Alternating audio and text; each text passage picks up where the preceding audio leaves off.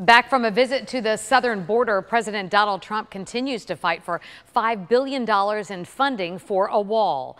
It's that fight that had hundreds of furloughed federal employees across the nation who will miss a paycheck tomorrow, rallying for the government to reopen. News Channel 5's Matt Cesney live now after he attended one rally in Port St. Lucie where some workers say, Matt, they're becoming cash strapped.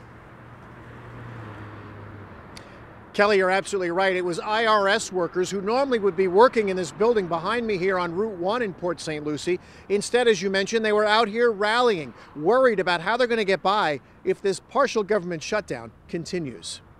And definitely it is a hardship, not only for me, for all the federal families. Jorge Carreras has not been to work in nearly 3 weeks. Today he carried a sign in front of the closed IRS office in Port St. Lucie, pleading for a solution that can get him and his wife, also a federal worker, back to work. I'm going to do something that I did a long time ago, that was apply for unemployment. So I'm going to begin, that's my next step, is to apply for unemployment. And at this moment, I know I don't have nothing in plan to look for another job. Part of the reason he isn't looking for other work is some of these federal workers, especially at the IRS, face tough restrictions in getting a second job. And some, according to the Treasury Workers Union, are also having a tough time applying for help. Many of our members have not complained but have expressed that although they have tried to reach for government assistance, they don't qualify.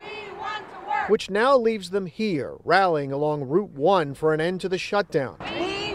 Other rallies were held in West Palm and Broward, not picking sides in the political battle, just hoping the government they work for lets them get back to work. Jorge says he can't keep making ends meet for much longer. I don't think no more than 2 weeks. No more than 2 weeks. All right, just 2 weeks of cash left for he and his wife. And Jorge apparently is one of the lucky few because, as he told me, he started trying to save money weeks before this partial government shutdown occurred. Live in Port St. Lucie, Matt Cesney, WPTV, News Channel 5. Many agencies and companies want to work with federal employees who have been furloughed. We have all of their information on the WPTV Twitter page.